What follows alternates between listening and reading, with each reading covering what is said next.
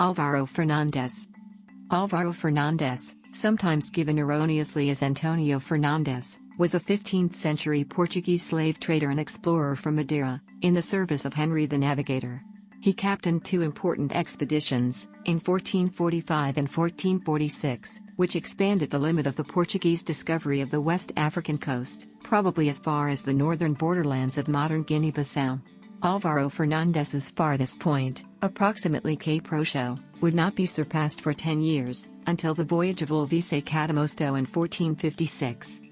Background: Álvaro Fernandes was the nephew João Gonçalves Sarco, discoverer and donatory captain of Machico, northern Madeira Island. Fernandes was brought up, as a page or squire, in the household of Portuguese Prince Henry the Navigator. 1445 expedition. In 1443, one of Henry's captains, Nuno Tristão, discovered the Bay of Arguin, on the modern coast of Mauritania, which was dotted with small Sanaja Berber fishing villages, the first native settlements the Henrican captains had seen since passing Cape Bojador 10 years earlier. This discovery whet the appetites of Portuguese merchants, who immediately saw the easy and profitable prospect of slave raiding on those vulnerable settlements. Between 1444 and 1446, a cascade of Portuguese slave raiding expeditions, organized by private consortiums and armed with Henry's license, ravaged the Arguin banks, seizing the poor Arguin fishing-focused slaves to sell in Europe. One such consortium was organized by the private donatory captains of the Madeira Islands, who assembled a small fleet of 3 caravels. One of the Madeira ships was outfitted by João Gonçalves Sarco, donatory of Machico, North Madeira, who appointed his nephew, Álvaro Fernandes, to captain it. The second ship was commanded by Tristão Vaz Teixeira, donatory captain of Funchal, South Madeira, and the third by Álvaro de Ornelas. The 15th-century chronicler Gomezines de Serrar asserts that Álvaro Fernandes went out alone, personally instructed by Prince Henry to avoid any raids, and aim straight for the land of the blacks, sub-Saharan Africa, for the glory of exploration alone. This, however, seems improbable, given the participation of the other captains and the events that transpired.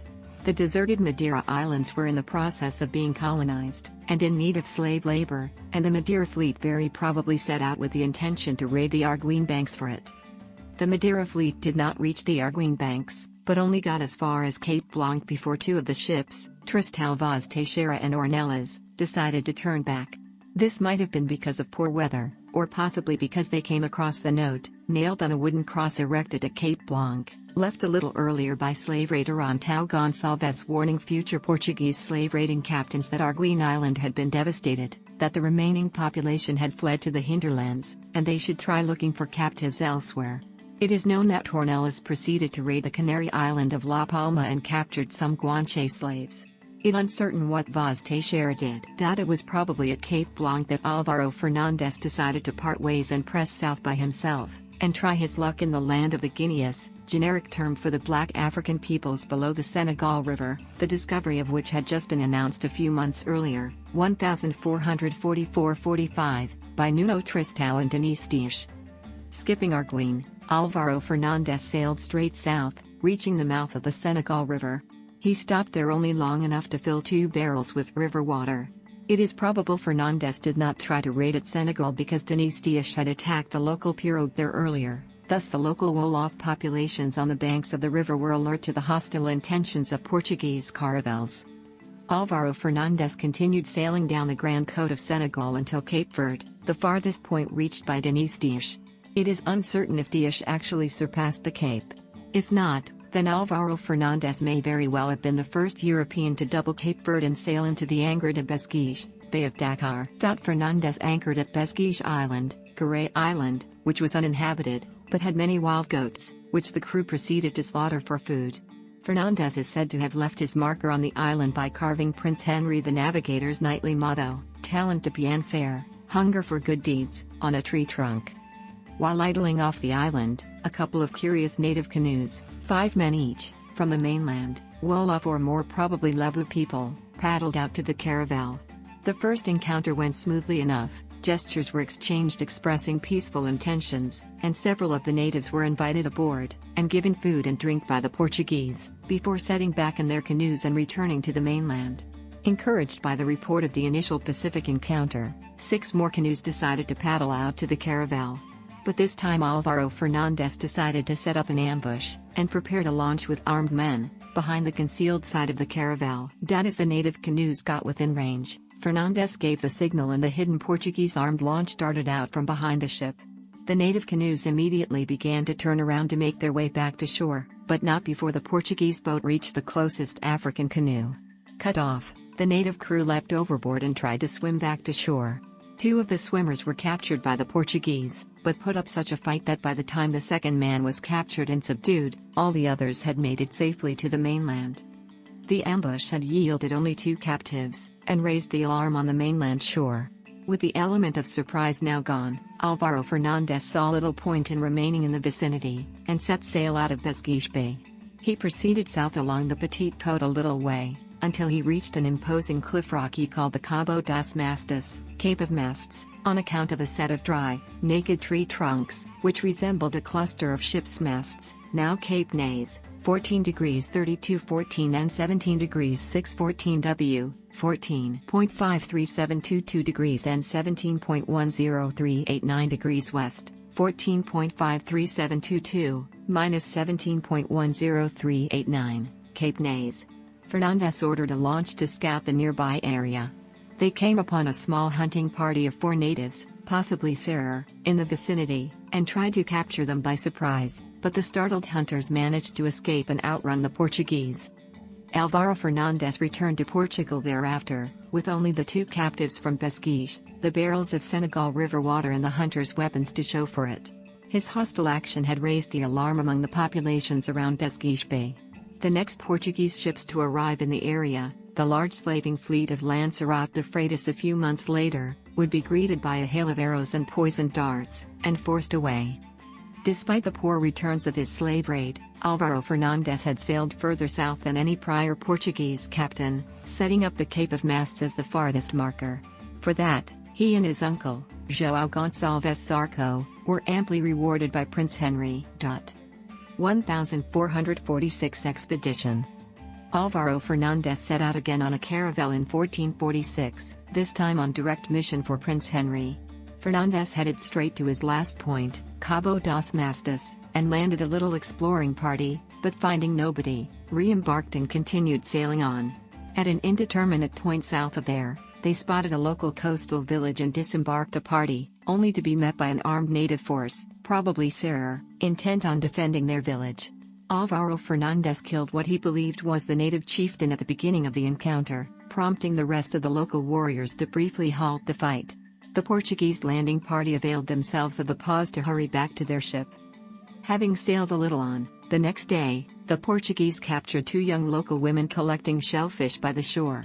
The caravel resumed sail, and continued for a certain distance, until they reached a large river, which is recorded in the chronicles as Rio Tabite, location uncertain, see below. Although probably aware of the fate of Nuno Tristão in a similar river venture, Álvaro Fernandes nonetheless decided to set a launch to explore upriver. The first exploratory boat made a landing on the bank near some local huts, where they quickly captured a local woman and brought her back to the caravel. Then refitting the boat, they set out again, this time intending to sail further upriver. But they did not get far before they came upon 4 or 5 native canoes with armed men heading towards them. Fernandes immediately turned the boat around and began racing back to the caravel, with the canoes hot on his tail. One of the canoes went fast enough to nearly catch up with Fernandes's boat, prompting Fernandes to turn and prepare for a fight. But the lead native canoe, realizing it was alone, slowed down to wait for the others, thus giving the Portuguese boat the opportunity to resume their flight back to the caravel. The Portuguese escaped, but Álvaro Fernandes himself was gravely wounded in the leg by a poisoned arrow shot from one of the canoes. Once aboard ship, he disinfected the wound with urine and olive oil. He lay in fever for a few days, on the edge of death, but recovered. Despite the near-fatal experience, the caravel proceeded straight south for a little longer, until they reached a sandy cape and large sandy bay. They put a small boat to explore near the beach, but found a force of some 120 natives, armed with shields, assegais and bows marching towards them. The explorers immediately returned to the caravel. Nonetheless, the armed native party gave what seemed like a peaceful festive demonstration from the beach, waving and inviting the Portuguese to land.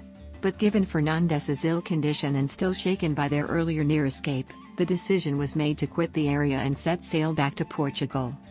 On the way home, Fernandes stopped by Arguin Island and a nearby cape in the bay, where they negotiated the purchase of a black slave woman from some Berber traders.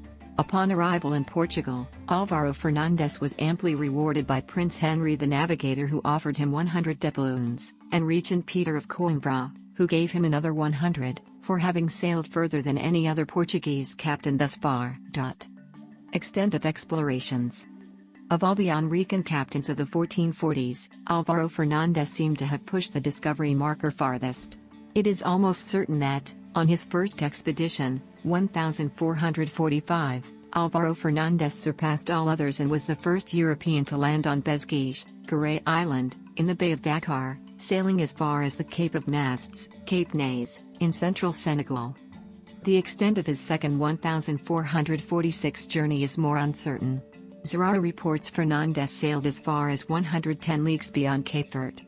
If Zurara was exactly correct, that would mean Fernandes reached the environs of Cape Verga, 10 degrees 12-16 and 14 degrees 27-13 W, 10.20444 degrees north, 14.45361 degrees west, 10.20444, minus 14.45361, Cape Verga, in modern Guinea, an incredible leap beyond his last point. Chronicler João de Barros goes even further, identifying the river Fernandes sailed up as the Rio Tabite. The exact identification of Rio Tabite is uncertain, for that name is not found on old charts. Barros notes merely that Rio Tabite is 32 leagues beyond the Rio de Nuno Tristão. If we assume the latter to be the Núñez River, in modern Guinea, that would lead us to identify the Rio Tabite with the Forcaraya River 9 degrees 1657 and 13 degrees 2010 W, 9.28250 degrees north, 13.33611 degrees west, 9.28250, minus 13.33611, Forcaraya River, in modern Guinea, implying Fernandes sailed a tremendous 135 leagues beyond Cape Verde, well beyond the 110 suggested by Zurara. At the other extreme, the Viscount of Santarém identified the Rio Tabite with the Rio do Lago, Diambos River, in the Sine Saloum Delta of Senegal, a mere 24 leagues from Cape Verde. However, the Diambos is the prime candidate location for the death of Nuno Tristão himself. If that was also sailed by Fernandes, then that eliminates Fernandes's claim to have exceeded Nuno Tristão's last point by many leagues. The Tabite has also been tentatively identified with the Gambia River, although this does not find many adherents for the same reasons of being too close to Tristão's last point. Modern historians believe both Zurara and Barros greatly exaggerated in implying Álvaro Fernandes reached modern Guinea. In particular, it is highly unlikely he would have sailed past the huge Guiba River and the many Basagos Islands and other notable promontories and landmarks without exploring them or making the least mention of them. Moreover, Zurara claims that all along Fernandes's route from Cape Verde, the coast tendeth generally south, thus eliminating the wilder estimates. The coast runs steadily southeast after Cape Roxo. Reviewing the evidence, Teixeira de Moura suggests that the Tabite River Fernandes sailed up was probably the Casamance River, 12 degrees 33'7 and 16 degrees 45'50 W, 12.55194 degrees north, 16.76389 degrees west, 12.55194, minus 16.76389, Casamance River, Senegal, and the low cape and sandy bay that marked his final point was the stretch around Cape Varela, 12 degrees 1701 and 16 degrees 3525 W, 12.28361 degrees north, 16.59028 degrees west, 12.28361, minus 16.59028, Cape Varela, just below Cape Roxo, at the northern end of what is now Guinea-Bissau. That means Fernandes really sailed 50 leagues, not 110, beyond Cape Verde. That still makes it the farthest point reached by the Portuguese discoveries of the 1440s. The only real difficulty with the Casamance hypothesis is the use of poison arrows, which was common among the Serer, Nemo-Ninka and Mandinka peoples of the Saloum-Gambia area, but not among the Jola people, Faloups, of the Casamance. But historians doubt whether Fernandes was actually hit with a poisoned arrow at all, rather than a regular arrow, and simply suffered a common infection in the aftermath. The very fact that he survived suggests it was not poisoned, as does the fact that no other sailors reported any similar injuries. It contrasts sharply with the fate of Nuno Tristão and his crew in the Diambos River, where a score of men fell dead quickly from Nyaminka poison. Given Tristão's fate, Zurara may have simply assumed all tribes south of Cape Verde used poison. The other footnote is why Fernandes' caravel was ambushed on the river by the Jola of the Casamontes, who were unfamiliar with the Portuguese. Teixeira de Moda points to the abduction of the woman on the bank may have alerted the river peoples to the hostile intentions of the Portuguese. This contrasts with the Jola people on the beaches of Cape Varela, whose festive reception and hailing to the Portuguese ships from the shore reveals they had little or no prior notion of Portuguese slavers. Unfortunately, Zurara reports no topographic names bestowed by Álvaro Fernandes on his second journey, and the imprecise magnitudes reported, some days, a certain distance, are not very elucidating, leaving this conclusion still open to dispute. All that seems certain is that Fernandes sailed beyond his previous marker in 1446, and that this would remain standing as the record length reached by the Portuguese discoveries for the next decade. Fernandes's marker was only surpassed 10 years later, in 1456, by Alvise Cadamosto, a Venetian explorer in Henry's service. Cadamosto laid claim to be discoverer of the Casamontes River, and named it after the local king, Mansa, of the Casa, a near-extinct people related to the Banag people. A near-extinct people related to the Banag people. A near-extinct people related